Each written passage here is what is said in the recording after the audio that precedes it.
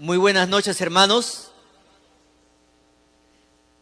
Yo creo que en la vida hemos recorrido tantos lugares y probablemente algunos detalles se nos ha escapado de lo que hemos podido observar.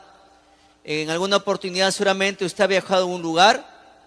En este hermoso país hay tantos lugares para observar y probablemente se le escapó un detalle. Si usted hace memoria en este momento, traiga a la mente un lugar que usted haya viajado y luego cuando ha retornado acá a la ciudad, un amigo, un familiar le preguntó, pero ¿observaste que en tal calle había esto? Y usted, no lo vi, se me pasó. En la Biblia encontramos que Jesús hacía recorridos por todo lugar. Usted recordará que Jesús había visitado muchos lugares y en esta oportunidad, ahora Lucas nos va a presentar un detalle muy especial de parte del Señor Jesús en pleno recorrido. Es por eso que este sermón se titula El recorrido de llamado y perdón. Vayamos a Lucas capítulo 5, versículo 27 hacia adelante. Lucas capítulo 5, versículo 27 hacia adelante. Vamos a leer la palabra de Dios y luego estaremos orando. Lucas capítulo 5, versículo 27 al 32. ¿Lo encontraron? Dice así la palabra de Dios. Después de estas cosas salió y vio a un publicano llamado Leví, sentado al banco de los tributos públicos, y le dijo, sígueme. Y dejándolo todo, se levantó y le siguió. Y Leví le hizo gran banquete en su casa, y había mucha compañía de publicanos y de otros que estaban a la mesa con ellos. Y los escribas y los fariseos murmuraban contra los discípulos, diciendo, ¿por qué coméis y bebéis con publicanos y pecadores? Respondiendo Jesús les dijo, los que están sanos no tienen necesidad de médico, sino los enfermos. No he venido a llamar a justos, sino a pecadores al arrepentimiento. Amén. Vamos a orar. Padre Santo, gracias te damos en esta noche por volvernos a reunir. Hoy ha sido un día precioso, hermoso, Señor, donde te hemos alabado, donde hemos aprendido tu palabra tanto en el primer y segundo culto, y ahora nos vuelves a reunir para continuar aprendiendo más de ti.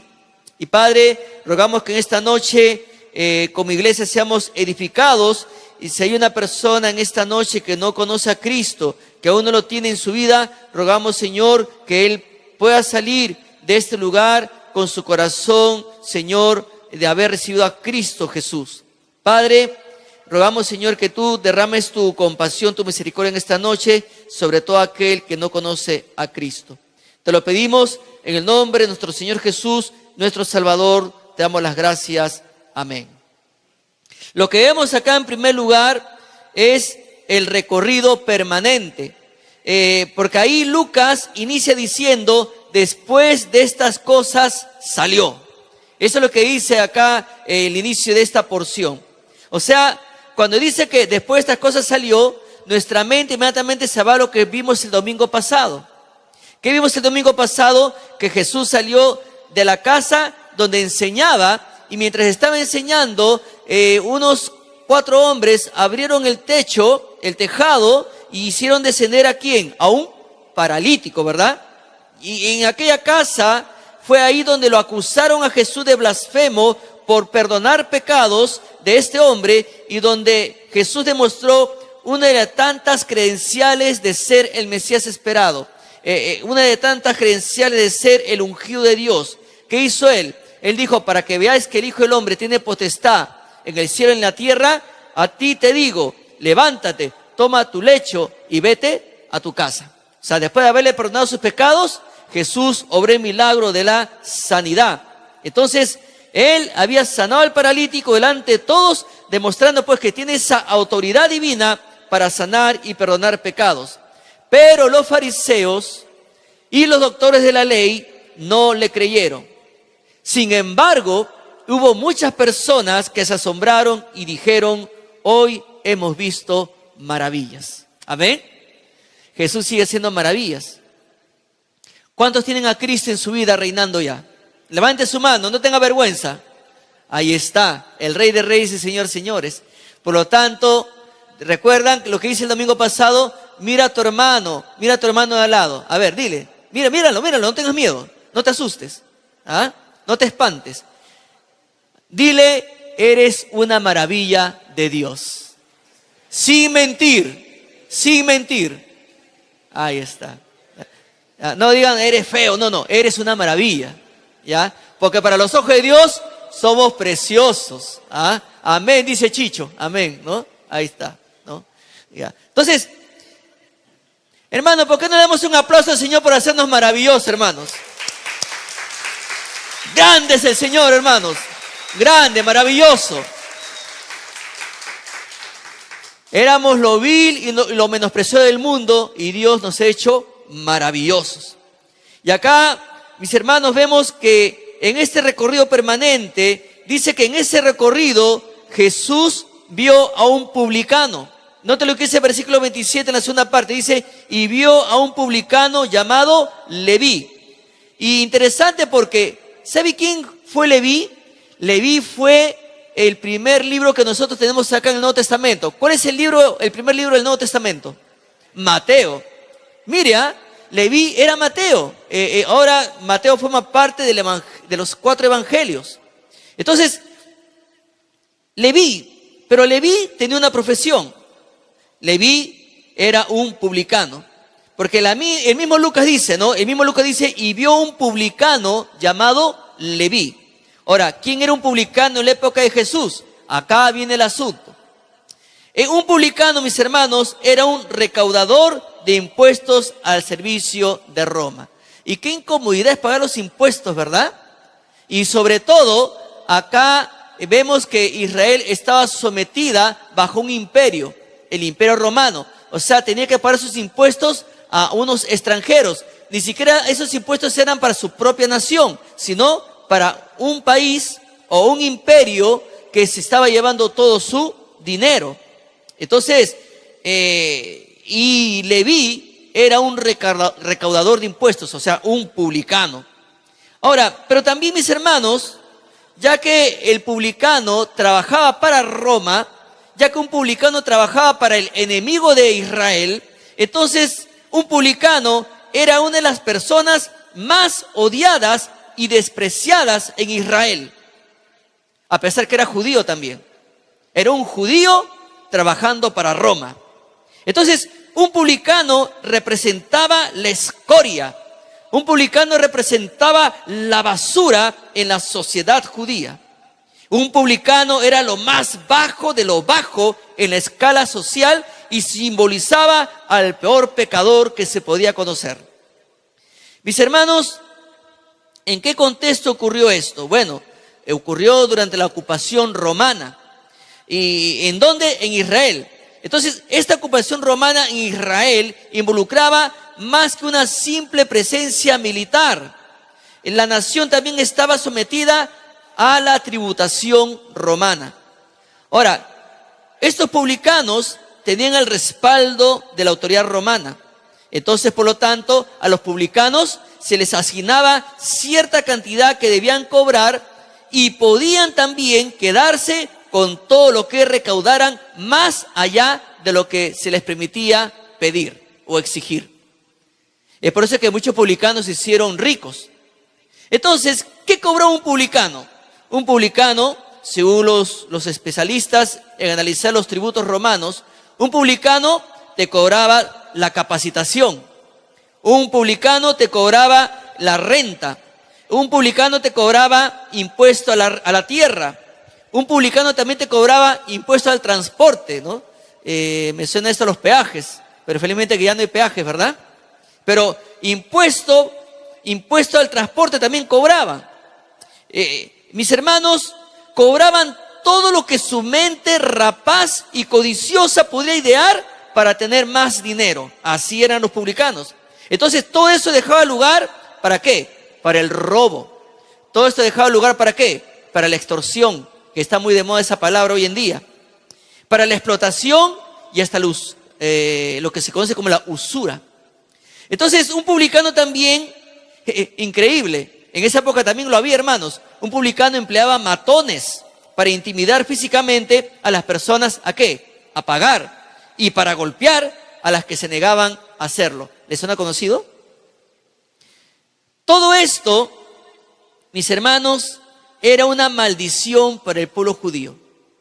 El pueblo judío, al ver a un publicano y las acciones que cometió un publicano, el pueblo judío lo veía como una maldición. ¿Saben por qué? Porque el judío creía que Dios era el único a quien a él se le debía pagar impuesto. Eso estaba en la mente del judío. Yo, si tengo que pagar mi impuesto, se lo tengo que pagar a Dios, no a Roma. Es por eso que los judíos lo calificaban de maldición, lo que estaban haciendo los romanos contra ellos y sobre todo a los publicanos. Entonces, en base a esto, a un publicano se le consideraba un traidor de su pueblo, un traidor de su nación. A un publicano se le calificaba de inmundo. A un publicano se le prohibía inclusive ingresar a una sinagoga. No era digno porque era un traidor y un pecador. Era un inmundo. No podía entrar a un lugar santo como era la sinagoga. A un publicano se le prohibía rendir testimonio inclusive en un tribunal judío porque no era digno de creer. A un publicano se le calificaba de mentiroso. Me hace recordar a la señora Laura Bozzo, ¿no? Que pase el desgraciado. Cuando entraban ahí en un litigio. Pero también a un publicano no se le creía si decía que estaba arrepentido. Esta semana estuve observando en el noticiero, ¿no? El juicio que le hicieron al monstruo. Y el monstruo decía, estoy arrepentido. Y difícil de creerle a una persona que ha matado choferes, que ha estado dirigiendo extorsiones, que ha estado dirigiendo personas que han estado colocando dinamitas, explosivos, llamadas con amenaza de muerte y etcétera. Es difícil creer un hombre que está arrepentido después de haber cometido tantos actos delictivos. Inclusive uno de los fiscales, viendo todos los antecedentes, viendo todo lo que él no ha negado y él lo ha aceptado, inclusive él ha reconocido y pedido perdón a la policía por burlarse, por humillar a la Policía Nacional del Perú. El fiscal dijo, sumando todo, yo creo que a este hombre le espera la cadena perpetua. Definitivamente, mis hermanos, en el caso de Leví y de todo publicano, un publicano ante la sociedad judía no tenía ninguna esperanza de perdón. Un publicano en la sociedad judía no tenía ninguna esperanza de credibilidad. En una sociedad judía no era digno de creerle. Todo lo que puede decir un judío, la gente lo tenía en poco. Era una basura, o sea, una escoria. Y se lo digo así, hermano, porque así lo veía la gente. Ahora, hoy en día, vemos a muchas personas que han tomado decisiones equivocadas en su vida. Podemos ver a una persona borracha en la calle y nosotros probablemente ni deseo de mirarlo tenemos. Podemos ver a una persona que tomó la decisión de entrar al mundo de la drogadicción y su manera de vestirse, su manera de caminar, producto de la drogadicción, no es tan agradable a la vista. Entonces, no es digno de que lo miremos. No es digno. Podemos ver de repente una dama que decidió hacerse prostituta, no es digna que la miremos. ¿Por qué? Porque en nuestro corazón humano somos propensos ya a condenar, a emitir un juicio, ya a calificar. Y es más, si esta persona decide dar un cambio, un giro a su vida, como humanos que somos, nos cuesta creer que pueda cambiar. nos cuesta creer que puede haber una transformación en su vida.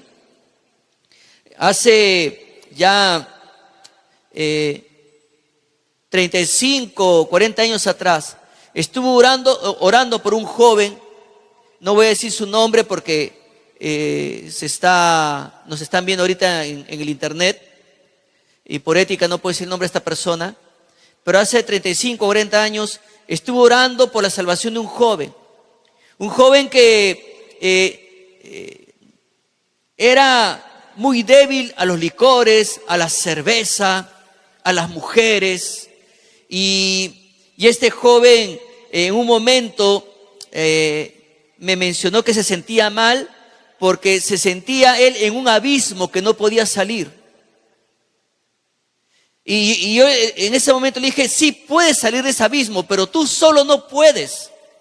Y él me decía que sentía que la gente lo miraba, y él sentía que en esas miradas que tenían asco de él. Y él reconocía, y yo entiendo que mi apariencia, ando casi seguido borracho, o a veces experimento drogarme, y mi manera de vestir es muy descuidada, ni mi aseo. Entonces yo sé que provoco asco, pero la gente, ver cómo la gente me mira, me da mucha pena. Y yo le dije, Jesucristo es el único que te puede sacar de ese abismo. Jesucristo es el único que te puede libertar de esta situación. Yo recuerdo que un día él aceptó venir aquí, escuchó la predicación, tuve el privilegio de llegar a los pies de Cristo, y me dijo, ¿y ahora qué hago? ¿Por qué? Le digo, porque cuando llegue a mi barrio y me vean con una Biblia se van a burlar de mí. No importa, porque ellos se burlan de ti, porque no tienen a Cristo. Espiritualmente están muertos. Ellos jamás van a entender ahora el gozo y la dicha que tú tienes en tu corazón de haber sido perdonado, de haber sido salvado. El día que mueres ya no va a ser el infierno, vas a ir a la presencia del Señor, porque el Rey ahora mora en tu vida. Y ¿sabe qué? Él me dijo, por favor, acompáñame a mi barrio, porque cuando me vean con mi Biblia se van a burlar de mí. Y lo acompañé a su barrio. Y salieron los amigos que antes se emborrachaban con él. Salieron los amigos que antes se drogaban con él. Entonces ellos decían, ¡ah, él! Bueno, no puedo decir su nombre. ¡Ah, tú! Te aseguro. Y me decían, hermano, no quiero burlarme, pero soy profeta, decían, se burlaban. Soy profeta. No va a durar 2 días. En 2 días usted lo va a ver borracho, lo va a encontrar borracho. Y usted lo va a botar de su iglesia. Y yo le decía a él, tus amigos que antes se emborrachaban contigo, en vez de alegrarse, más bien te desean lo peor. ¿Quién te desea lo mejor? Jesucristo. Ya te salvó del infierno, ya te salvó de la condenación. No importa lo que digan los demás, ahora tú tienes que brillar para Él. Hermanos, él comenzó a leer la Biblia. Recuerda que comenzó a llevar unos cursos, y el versículo que más le emocionaba a él era 2 Corintios 5:17. ¿Qué dice?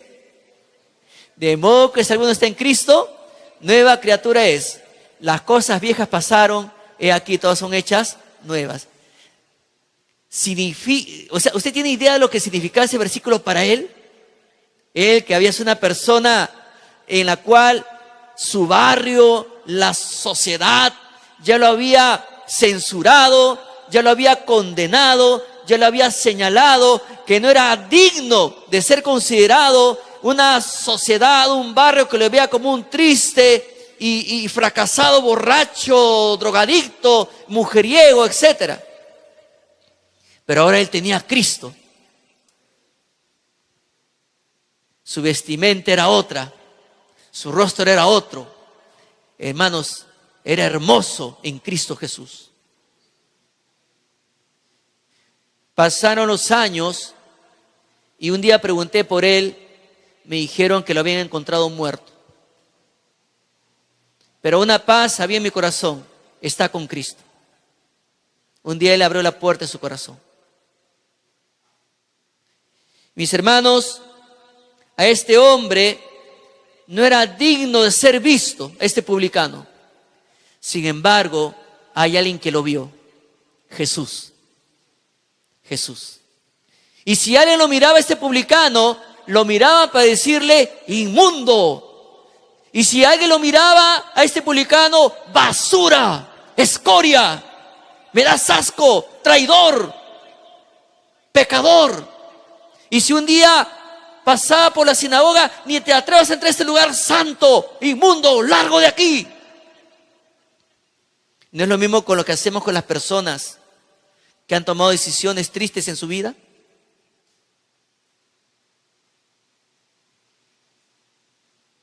En la mañana, nuestro hermano Enzo preguntaba,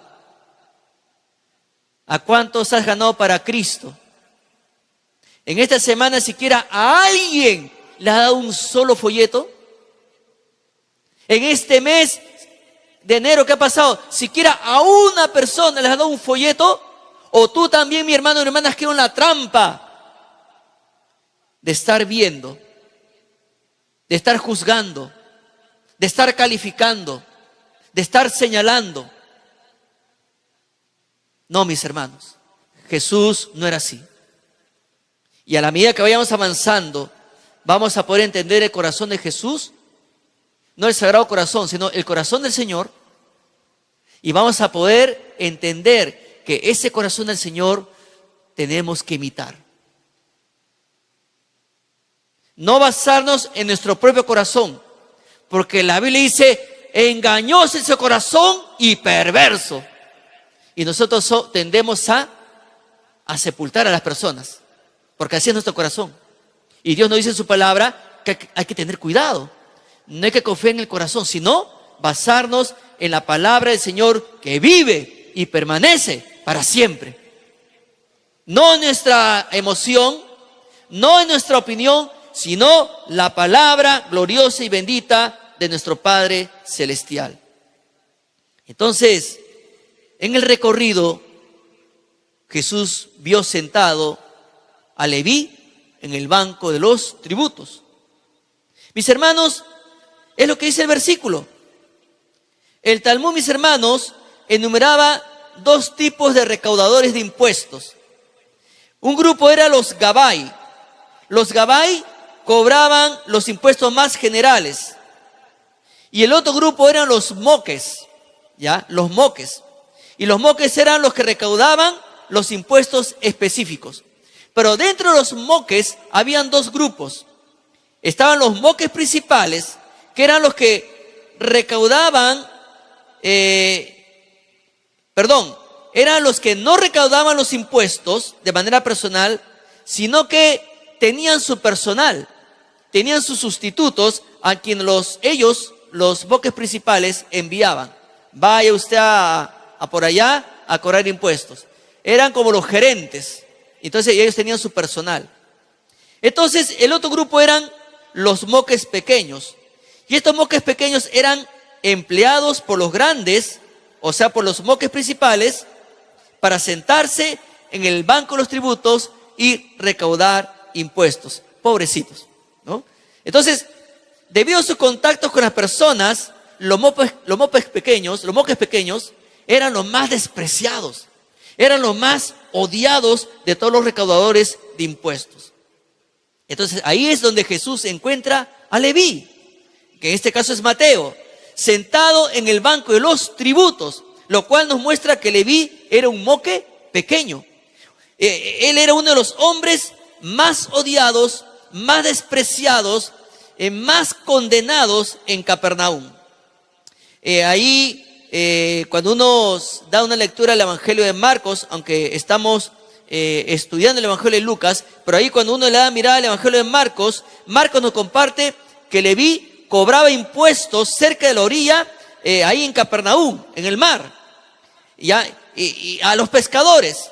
Y también Leví pues se ganó el desprecio, el odio de parte de ellos. ¿Cuántas personas probablemente, yo no quiero afirmar, pero probablemente hemos despreciado? Es cierto, tenemos a Cristo reinando en nuestra vida. Él ya mora en nuestro corazón. Tenemos al Espíritu Santo. Y sin embargo, todavía seguimos juzgando. Todavía seguimos condenando. Sabiendo que ahora, como hijo de Dios, el único que juzga es Dios. A nosotros no nos compete juzgar. A nosotros no nos compete condenar. Y yo le hago una pregunta, hermano, hermana. ¿Usted con qué ojos ve al que no tiene a Cristo? ¿Con qué ojos ve usted al que aún no tiene un encuentro personal con Cristo? ¿Sabe qué? Nosotros debemos ver a los que no tienen a Cristo con mirada de compasión, con misericordia, porque están condenados al infierno según la palabra de Dios.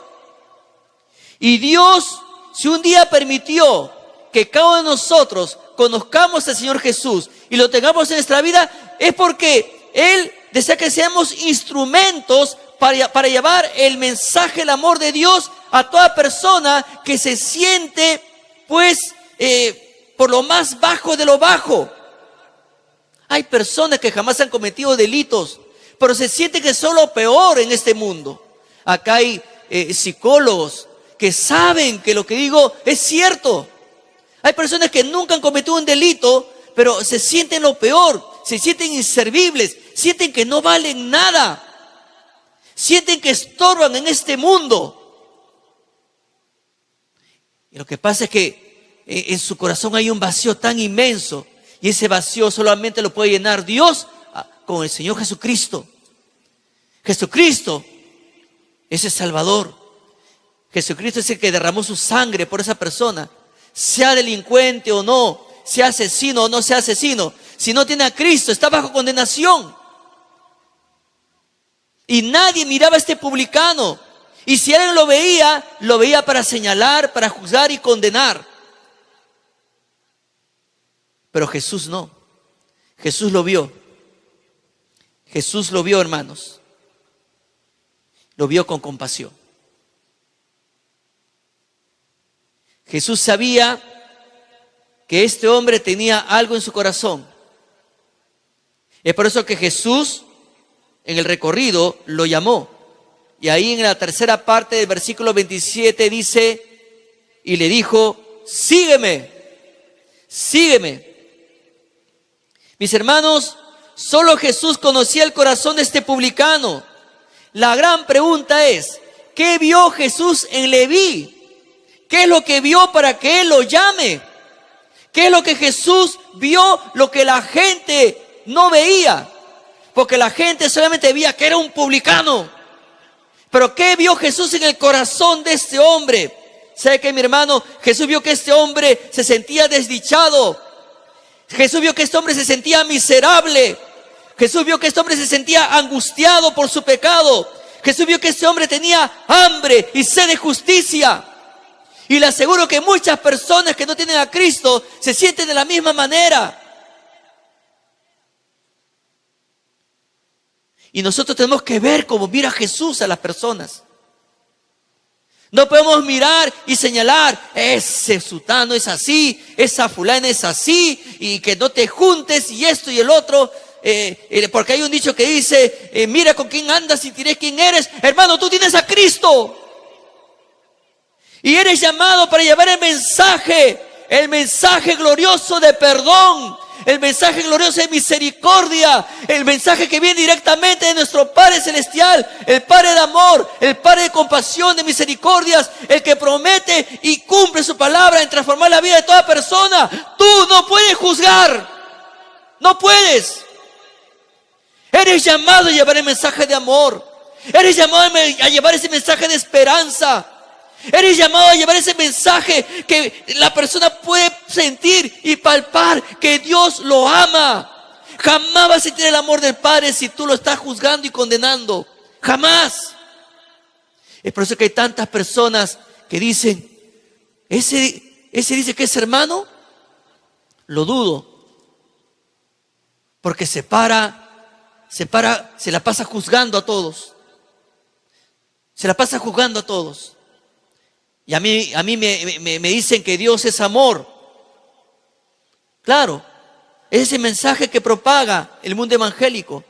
Pero a veces hay personas que dañan el mensaje de Dios, maltratando al prójimo, juzgando al prójimo, sabiendo que está bajo condenación, sabiendo que es urgente su salvación, sabiendo que Cristo derramó su preciosa sangre en la cruz del Calvario, esa sangre preciosa que el Señor le costó porque sus manos fueron clavadas, sus pies clavados, le traspasaron una lanza en costado. Usted recuerda que le clavaron una corona de espina, pero antes lo agarraron a latigazos, lo desfiguraron. Le costó al Señor su amor por cada uno de nosotros. Y es tan difícil mostrar el amor del Padre. Les aseguro que si miráramos con los ojos de Jesús, esta sala reventaría de almas desesperadas por recibir el amor de Dios. Yo le pregunto a usted, ¿está orando por la salvación de los homosexuales? ¿Está orando por la salvación de los travestis? ¿Está orando por la salvación de las lesbianas? ¿Está orando por la salvación de todos los que practican la corrupción? ¿Está orando por la salvación de todas las personas que no tienen a Cristo en este país? El Perú necesita a Cristo. No podemos ser insensibles a la gran necesidad de nuestra nación. No, mis hermanos. No podemos ver a los peruanos, no podemos ver a los vecinos de otros países con nuestros ojos que son imperfectos. Tenemos que ver como ve Cristo. Ese drogadicto sí tiene esperanza. Y Cristo lo puede transformar, porque es el Dios de poder, el Dios de gloria. Esa lesbiana y todas las personas que nosotros podemos calificar como negativas, esa preciosa sangre fue derramada por ellos, al igual que por cada uno de nosotros. Y Cristo puede transformar su vida.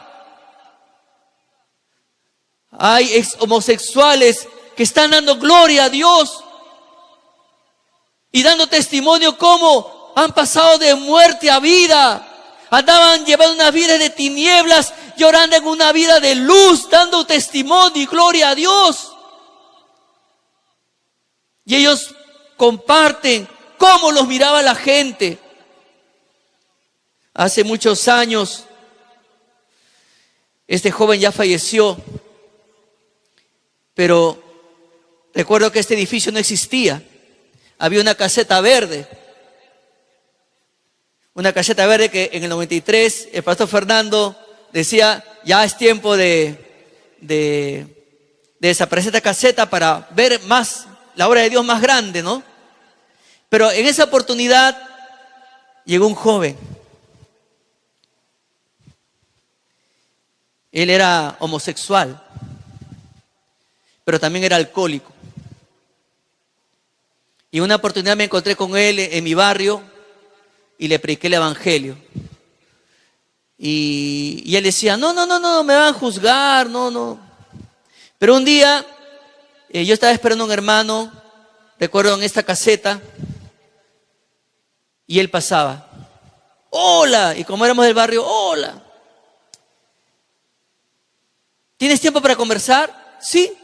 Y nos sentamos en la vereda, ahí en la calle, y le comencé a presentar el evangelio, y justo vino otro hermano, y comenzamos a hablarle de Jesús. Y él, recuerdo que escuchaba el mensaje de la palabra de Dios con tanta atención. Pero una pregunta que nos hizo él fue, ¿ustedes creen que con esta vida tan sucia, tan asquerosa que llevo, Dios me va a amar? La palabra de Dios dice que sí. Es que en mi casa nadie jamás me ha amado. Y toda mirada en mi casa solamente era para condenarme por la vida que llevaba. Y toda mi vida ha sido que me veían siempre como algo negativo. Me veían como una basura, me veían como un estorbo. Sus miradas me decían, ¿cuándo te largas? Sus miradas me decían, das vergüenza, eres lo peor en esta casa. Ahí llorando con lágrimas. Pero me cuesta creer, si en mi casa nadie me amó por la vida que llevo, me cuesta creer que Dios me ame. Sí te ama. ¿Sabes por qué? Le dijimos. Porque Dios envió a su Hijo para que pagara el precio por ti en una cruz. El precio que tú no podías pagar. Nadie es apto para limpiarse. Nadie es apto para autopurificarse. Es por eso que Jesús dejó su trono de gloria para pagar un alto precio por ti. Porque Dios te ama. Jesús te ama. Y Él estuvo dispuesto a morir por ti en la cruz.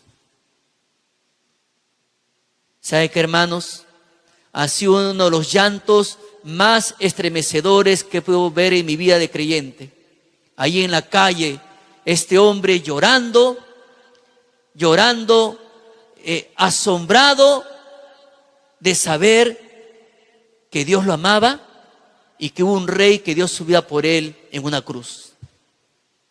Entonces recuerdo que este hermano abrió la puerta de esta caseta y ahí lo hicimos entrar, esperamos que se calmara y ahí los tres de rodillas y él aceptó a Jesús en su vida.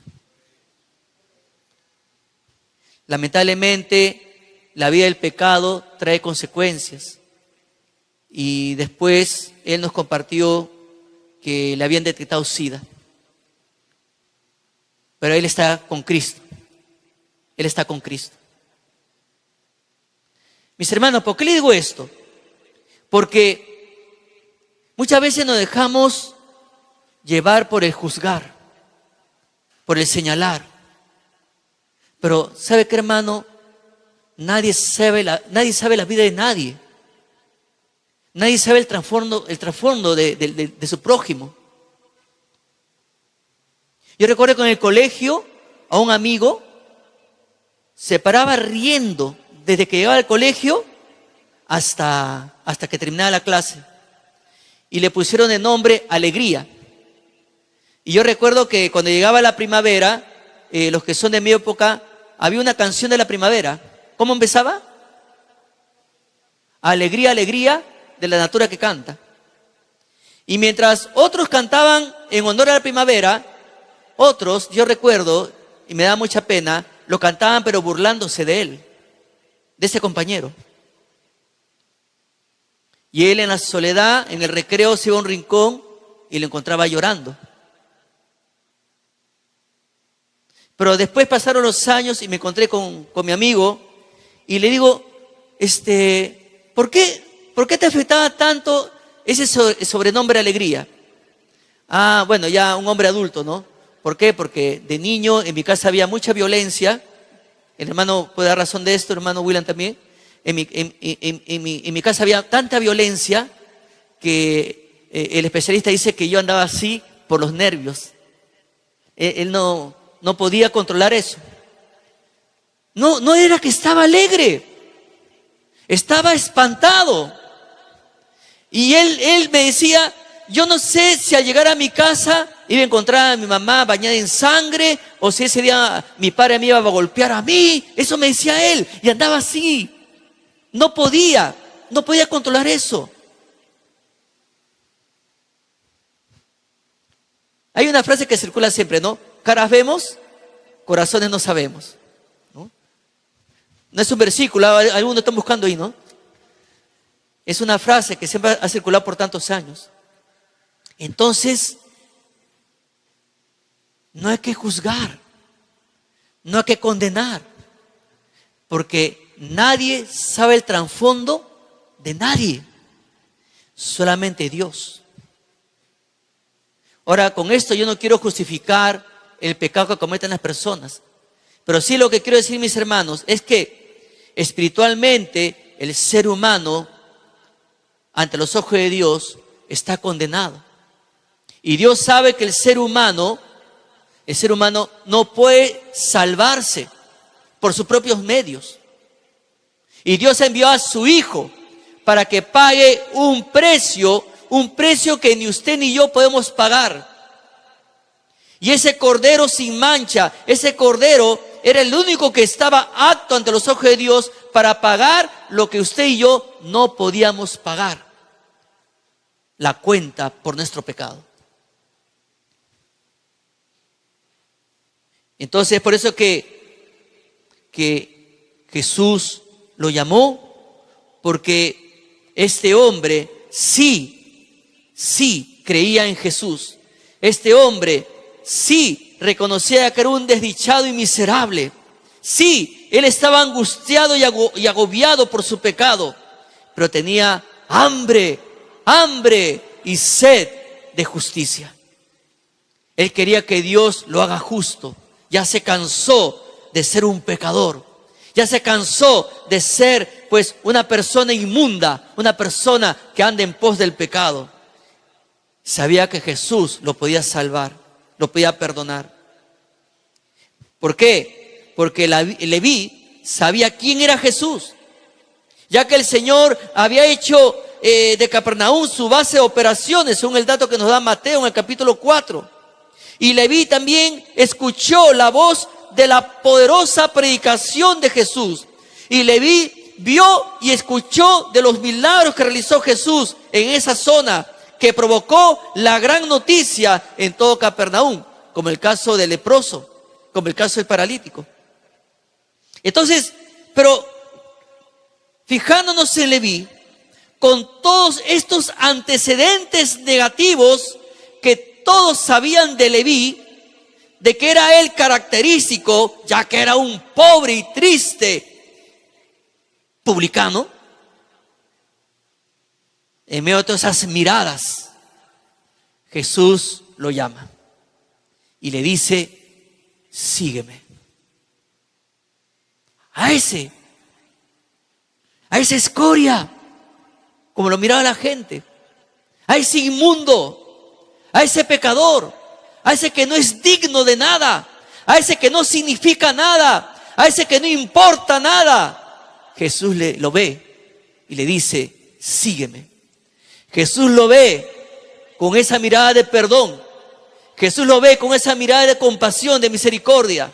Jesús le dice: sígueme.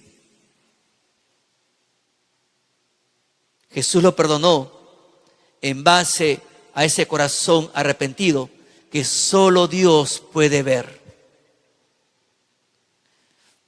Entonces vamos a ver ahí las acciones del publicano. Y ahí en el versículo 28 dice la Biblia: y dejándolo todo, se levantó y le siguió. Amén por eso. Y cuando dice lo dijo todo, o sea, dejó, viene una palabra griega, kataleipo, y kata significa abajo y leipo significa dejar. O sea, significa dejar abajo, dejar atrás. O sea, este publicano estaba deseoso, listo a dejar todo para andar con Jesús. Él estaba listo para dejar todo lo que lo agobiaba, lo que lo condenaba. Estaba dispuesto a dejarlo atrás con tal de estar con Jesús, con tal de seguir a Jesús, con tal de andar con Jesús. Estaba listo a dejar todo para permitir que el Señor, sí, obre un cambio maravilloso, radical en su vida. Porque Él solo lo puede hacer, Jesús. Y luego dice que se levantó. Y esta palabra me impactó bastante porque este viene de anistemi, ¿no? Y anistemi significa estar de pie. O sea, este publicano se puso de pie en señal de disposición, en señal de hacer todo para agradar a aquel que lo vio, aquel que lo perdonó, aquel que le hizo ver que una vez que él estaba arrepentido, una vez perdonado, podía ser un instrumento poderoso en las manos del Dios de amor. Y miren qué maravilloso, porque ahora tenemos el Evangelio de Mateo, que es Leví. Solamente Dios puede hacer eso. Pero también dice que le siguió. Y le siguió viendo una palabra griega que significa seguidor o compañero, lo cual expresa unión, semejanza. Ya Leví no era un extraño, ya Leví no era un enemigo. Ahora, desde el momento que Jesús lo perdonó, Leví se convirtió en su compañero, en la misma unión, en la misma semejanza, uno que va por el mismo camino, uno que va por el mismo recorrido. Este publicano estaba listo a seguir a Jesús, este publicano estaba listo para glorificar a Jesús el resto de su vida, demostrando unión, demostrando que su corazón estaba ligado a Jesús, porque estaba deseoso de andar por el sendero que recorre su amante Salvador. Y Jesús desea que tú recorras por ese mismo camino, mi amigo que nos visitas en esta noche. Él está con los brazos abiertos. No importa si alguien te juzgó, no importa si alguien se burló de ti, no importa si alguien te menoscabó, no importa si se burlaron, te humillaron, te avergonzaron en el colegio, en la universidad, en tu propia casa. Jesús te ama de verdad. Eres especial para Él, pero sabe que tú estás bajo condenación por causa del pecado.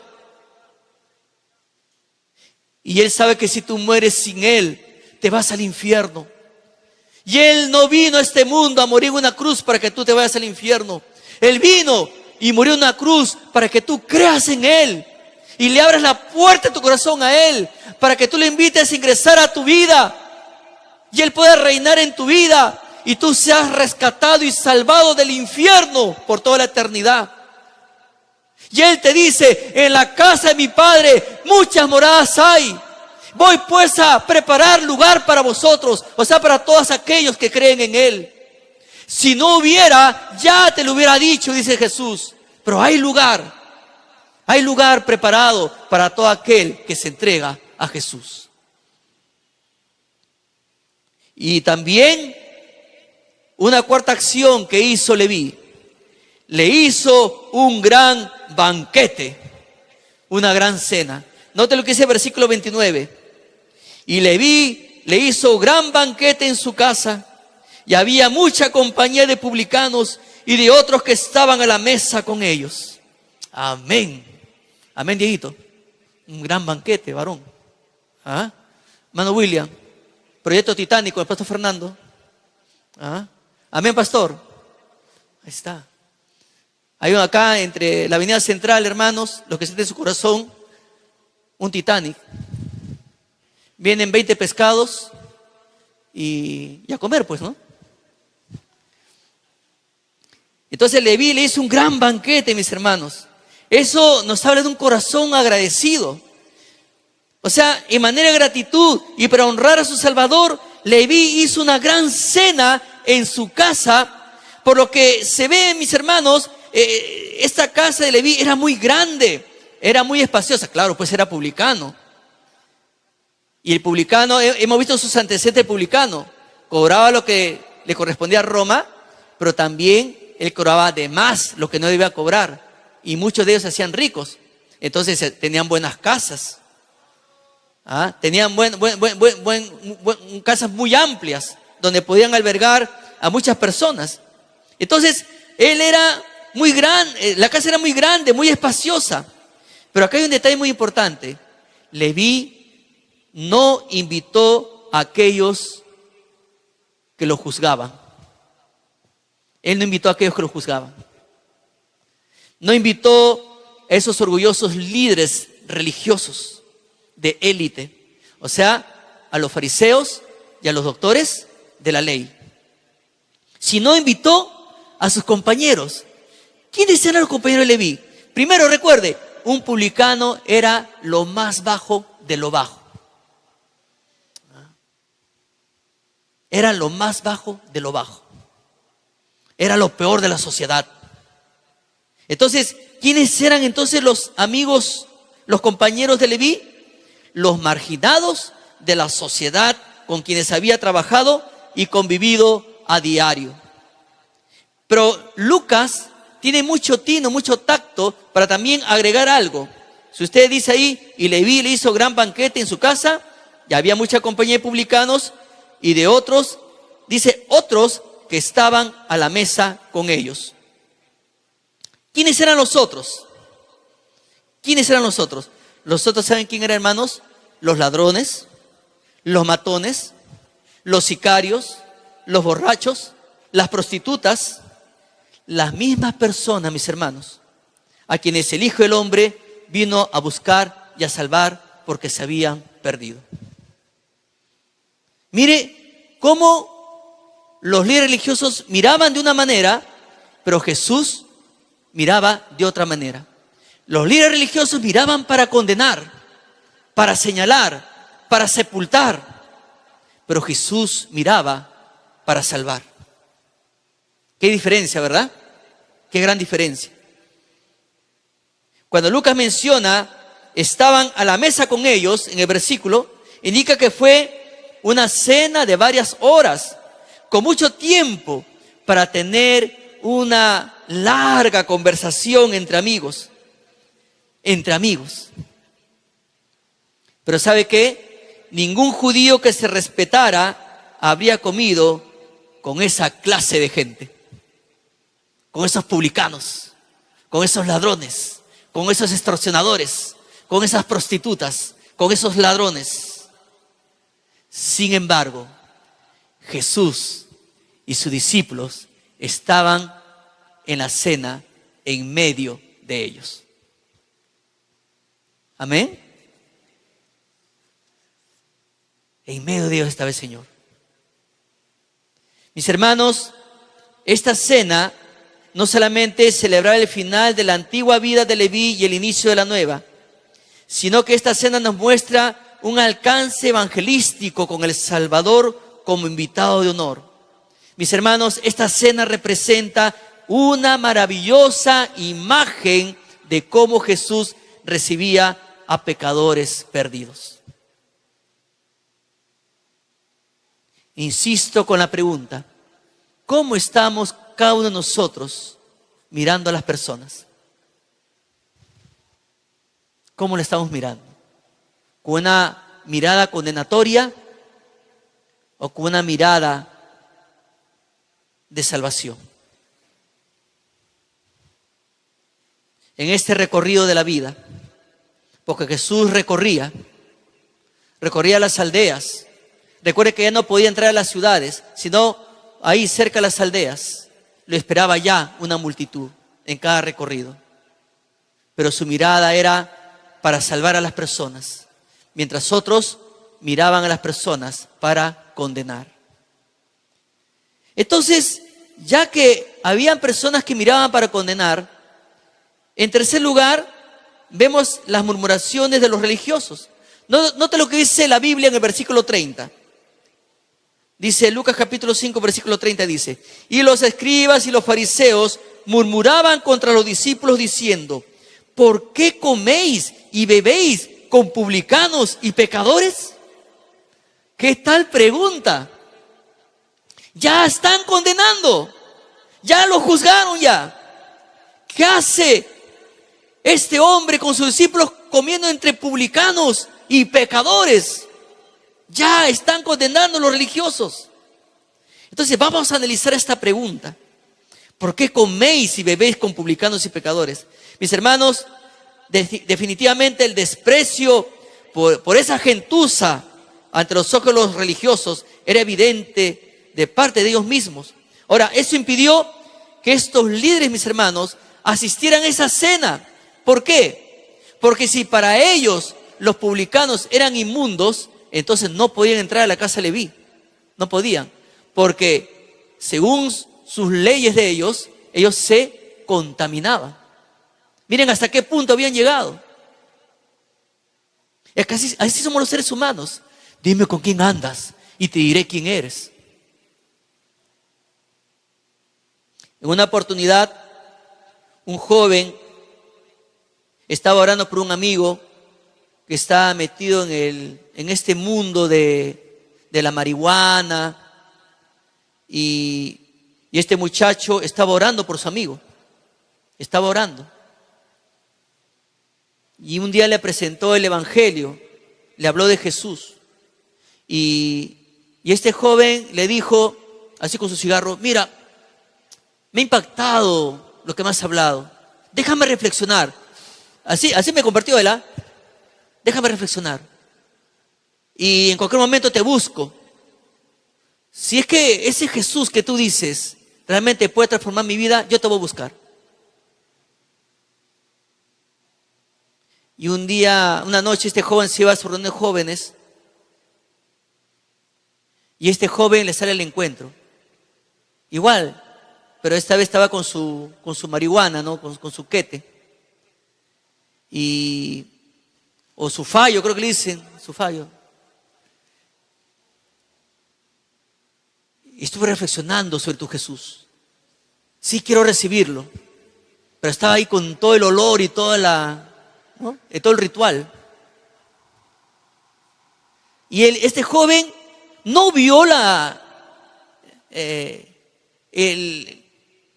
cosita esta donde estaba la marihuana, que él estaba ahí, ¿no?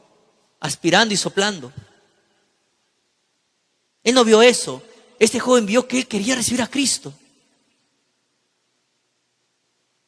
Y en eso pasó una persona, y esta persona juntó a un grupo de personas donde decía, hay que disciplinar a esta persona porque está hablando con un fumón. Hay que disciplinarlo, hay que sancionarlo. Entonces cuando el joven emocionado llega a la iglesia, porque había ya ganado su amigo para Cristo, y él en su oración le prometió al Señor que iba a dejar ese vicio, que él reconocía que solamente Jesús tenía el poder de liberarlo de eso, no sus propias fuerzas, y le daba gracias a Dios por haberlo librado de la condenación eterna, y el joven regresaba gozoso porque había estado orando por su amigo, ya era salvo, recibió al Señor, y llega a la iglesia y lo espera un comité de disciplina. ¿Sabe qué? Nos hemos enterado que usted está hablando como un fumón, y eso no es digno de un hijo de Dios. Usted no puede ni conversar con ese tipo de gente. Y el joven, pero estuve orando por él. Ya le abrió su corazón a Cristo. Lo ha aceptado en su vida. ¿Qué he hecho de malo? Disciplinado.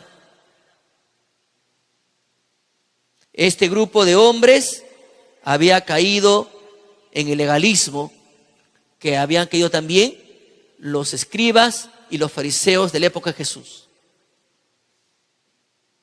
Ellos no se alegraban de que Jesús le diera vista al ciego. Ellos no se alegraban de que Jesús perdonara los pecados. Ellos estaban celosos, envidiosos, molestos, porque primero Jesús les había malogrado el negocio a los saduceos en el templo, y luego multitudes le seguían, y Jesús, sus palabras tenían autoridad y esperanza, no como los fariseos que cuando hablaban la palabra de Dios condenaban y lastimaban a las personas. Pero el mensaje de Jesús daba esperanza, amor. Ellos podían escuchar a Dios hablándoles.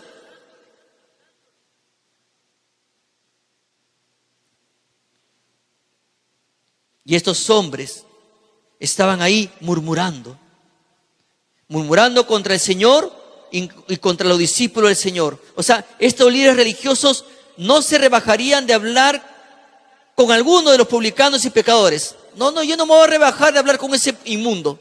No, yo no me voy a rebajar. Pero no fue así. Ellos prefirieron quedarse afuera, y Jesús y sus discípulos estuvieron más bien entre los publicanos y pecadores. Y eso provocó ira y resentimiento de los fariseos y los doctores de la ley. ¿Sabe, mi hermano, lo que significa esta pregunta? ¿Por qué coméis y bebéis con publicanos y pecadores? ¿Sabe lo que revela esta pregunta? Esta pregunta refleja, mi hermano, el enojo contra Jesús y sus discípulos. Esta pregunta refleja la incomodidad que sentían los líderes de que Jesús y sus discípulos se relacionaran con los marginados e inmundos, con la escoria. Esta pregunta es un intento de reprender a Jesús, ya que para ellos el comportamiento de Jesús y sus discípulos era escandaloso. Esta pregunta reveló que los líderes religiosos eran orgullosos, eran hipócritas y enfocados en lo externo. Y esta pregunta pues reveló que invalidaba la gracia y mostraba que los líderes religiosos eran extraños, ajenos a la salvación. Es por eso que Jesús le dio la espalda a la moral externa y se enfocó el Señor glorioso en transformar pecadores arrepentidos en personas santas. En eso se enfocó el Señor. Y es por eso que ahí viene la respuesta de Jesús. Note lo que dice el versículo 31 y 32. Respondiendo Jesús les dijo: los que están sanos no tienen necesidad de médico, sino los enfermos. No he venido a llamar a justos, sino a pecadores al arrepentimiento. Y esta respuesta tiene tres partes muy hermosas e importantes. La primera es que Jesús ofreció una analogía.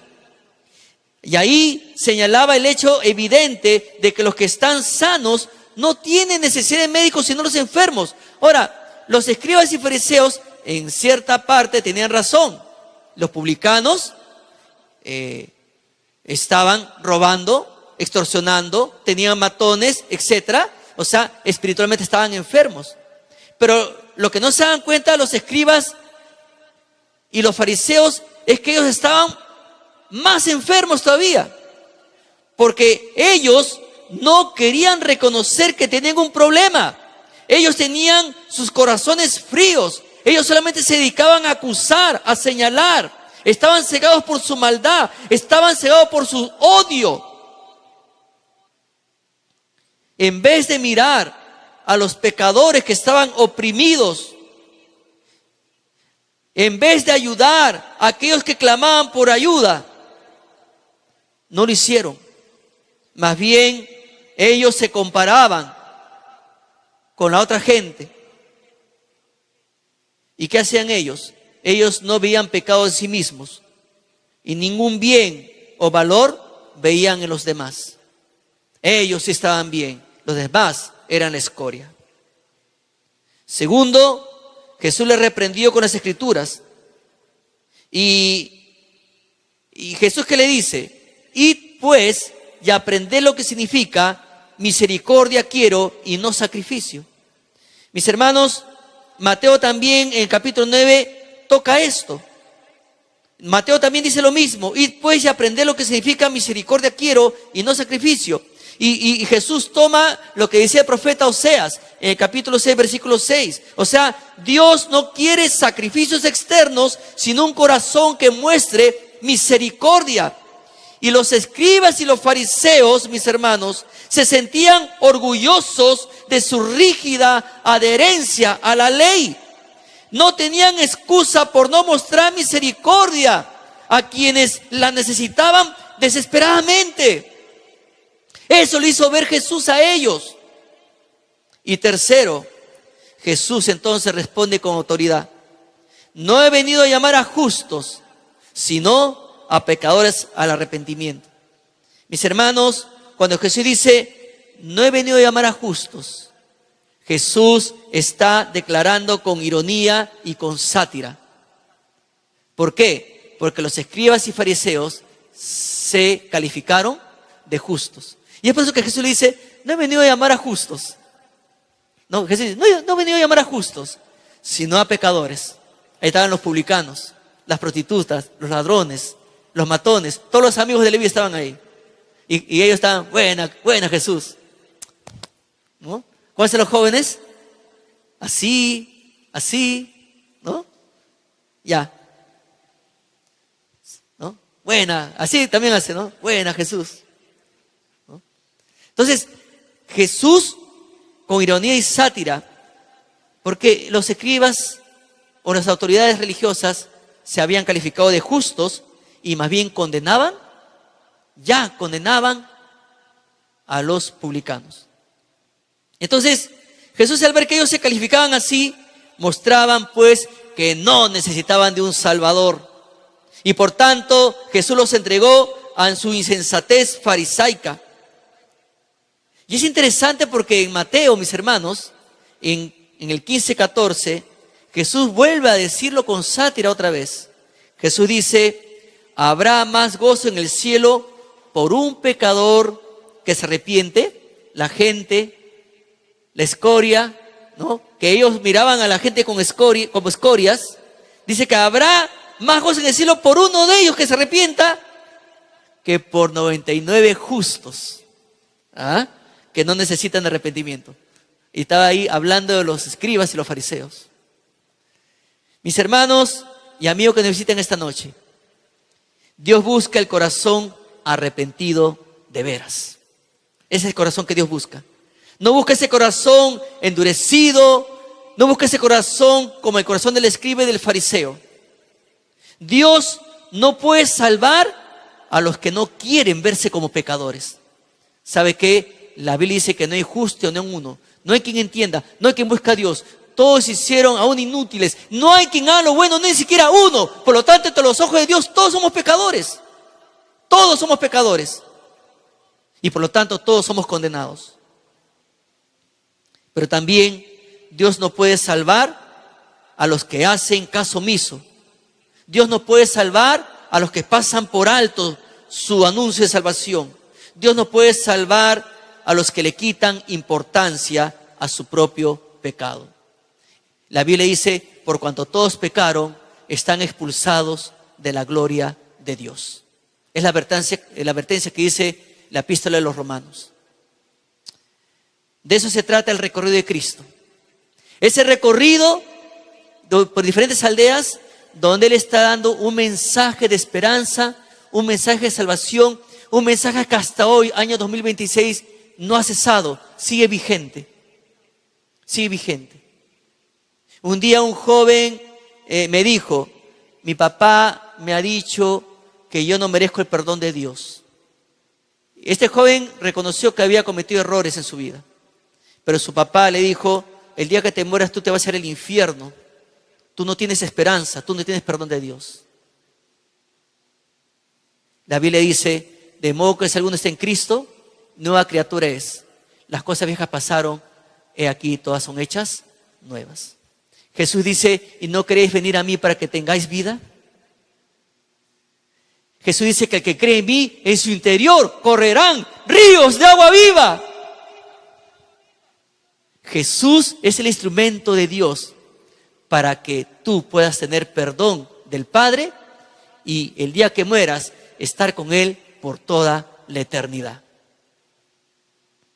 Te pueden condenar, te pueden juzgar, te pueden poner un calificativo, pero déjame decirte algo, Dios te ama. Dios te ama. Y en ese recorrido que hace Jesús, déjame decirte y asegurarte que Él te ha visto. Él te ha visto. Él ha visto cómo te has sentido en tu alma el día que alguien te juzgó, te calificó. Él vio cómo te veían los demás, pero Él te ve a ti para darte perdón de pecados y vida eterna. Pero ahora tú tienes que tomar el paso. Jesucristo, dice Dios, es el regalo. Cristo es el regalo de Dios. ¿Lo vas a recibir o lo vas a rechazar? Cristo es el regalo que Dios te está dando en esta noche. El regalo que trae perdón y vida eterna. Y ahí donde están todos sentados, les voy a pedir que cierren sus ojos un momento en actitud de oración, inclinen su rostro. Yo creo que en tu vida has recorrido tantos lugares, pero también tu mente ha recorrido tantas historias o tantas enseñanzas. Has escuchado tantas cosas sobre Jesús en el recorrido de tu vida, pero probablemente es la primera vez que has escuchado que en este recorrido de tu vida, Jesucristo pagó un alto precio por ti en una cruz, que Jesucristo te ama, no importa cómo te han juzgado, no importa cómo te han calificado, Jesucristo te ve con un propósito para salvarte, para transformarte. ¿Deseas aceptar a Cristo? ¿Deseas recibir su perdón? ¿Deseas recibir su gracia, su misericordia? Él derramó su sangre especialmente por ti, porque tú no lo podías hacer. Si deseas aceptarlo, solamente te voy a pedir algo. solamente levanta y baja tu mano. Permíteme orar por ti en esta noche. ¿Quién será el primero o la primera?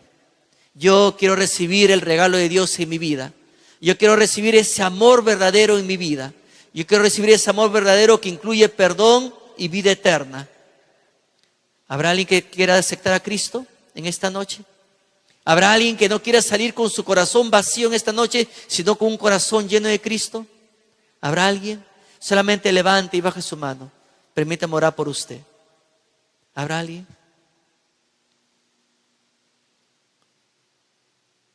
Mis hermanos, ya Cristo hizo todo para que tú y yo le imitemos. Entonces, ¿qué esperas tú para seguir el ejemplo del Maestro? ¿Qué esperas tú para compartir el Evangelio a tantas personas que no conocen a Cristo? Hay gente desesperada, gente que clama por una respuesta, gente que clama por una paz, pero solamente Cristo da esa paz que tú disfrutas, esa paz que tú ya gozas, esa esperanza que tú tienes, esa seguridad que tú tienes, pero millones de personas no la tienen. Pero tú ya la estás disfrutando, que es Cristo Jesús. Entonces tienes que compartir el mensaje de esperanza. No puedes quedarte callado, no puedes quedarte paralizado. Tienes un mensaje que compartir. Padre Santo, gracias te damos en esta noche. Gracias, Señor, por tus palabras. Gracias, Señor, por tu grande misericordia, porque un día tú nos viste, tú nos miraste, y ahora, Señor, glorificamos tu nombre. Te ruego que tu palabra que sea sembrada no regrese vacía, sino que cumpla su propósito, Padre amado. Señor, danos valor y de nuevo santo para hablar de Jesús a toda persona que no te conoce, y que esta iglesia esté llena de personas con un corazón agradecido, llena de personas que den testimonio de lo que tú has hecho en su vida. Señor, que hasta aún el suelo esté lleno de personas sentadas, gozándose de la alabanza y de toda gratitud, Señor amado, hacia ti, por lo que hiciste por ellos. Dios amado, gracias te damos, en el nombre de Cristo nuestro Señor. Amén. Amén. Dios les bendiga a cada uno de ustedes.